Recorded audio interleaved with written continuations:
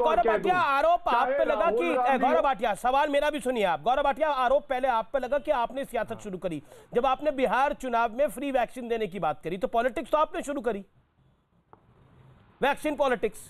बिल्कुल बिल्कुल बिल्कुल भी नहीं अमीर जी, मैं बताता क्यों हूं आपने अपना बिहार का मैनिफेस्टो नहीं पढ़ा, या मैं भिजवा दूं गौरव भाई आपको?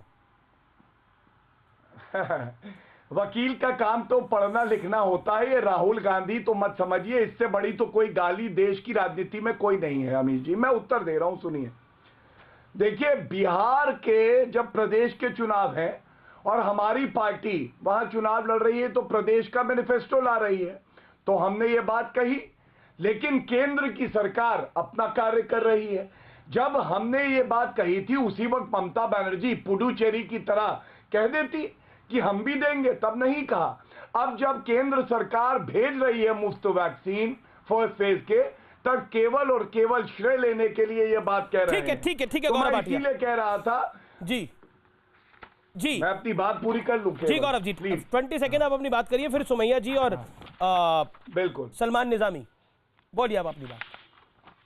देखिए, मैं पहले राहुल गांधी जी की बात कर लूं। राहुल गांधी ने कहा, ये भैया टीका कब आएगा ये भैया, तो आज भारत कह रहा है भैया टीका आ गया, अब ये बताओ तुम इटली से कब आओगे या तुम में बुद्धि कब आएगी। ये लोग केवल और केवल अवरोधक हैं, इन लोगों को विरोध की राजनीति करने आती है और जनता इनको ऐसा सबक सिखाएगी, आप देखेंगे चुनाव आने वाले हैं, सूपड़ा साफ हो जाएगा ये ममता जी का जो गलत शब्दों का प्रयोग करती है। आप देखिएगा, ये वैक्सीन बहुत बड़ी उपलब्धि है, साइंटिस्टों को सल्यूट करते हैं हम, डॉक्टर को सल्यूट करते हैं। ठीक है, ओके, मैं रुक करता हूं सुमैया राणा का। सुमैया राणा, आपके नेताओं का भी लगातार बयान आया, अखिलेश जी ने ही खुद बोला कि वो वैक्सीन नहीं लगवाएंगे क्योंकि ये बीजेपी की वैक्सीन है, उनको भरोसा नहीं है इस वैक्सीन के ऊपर।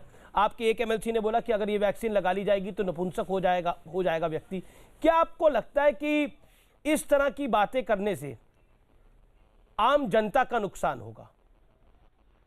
People of India will suffer, no one else.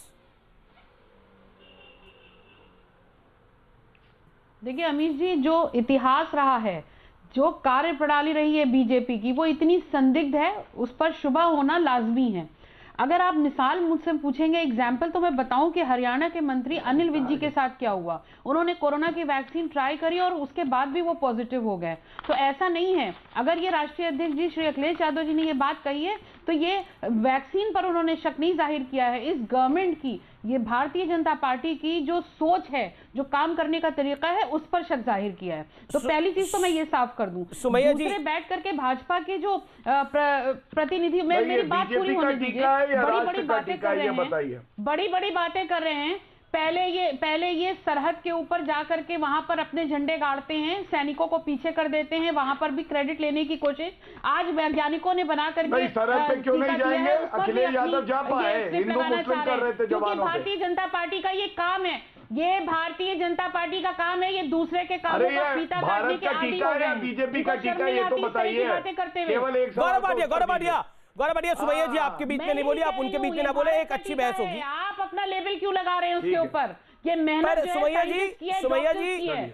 जी एक second, Gaurav Bhatia hold on. Sumaiya ji, आप बड़ी महत्वपूर्ण बात कर रही है। आप कह रही है कि देखिए हमें बीजेपी पे भरोसा नहीं है। ठीक है, आपको बीजेपी पे भरोसा नहीं होगा, लेकिन ये बीजेपी के 11 दीनदयाल उपाध्याय मार्ग में तो ये वैक्सीन बनी नहीं है।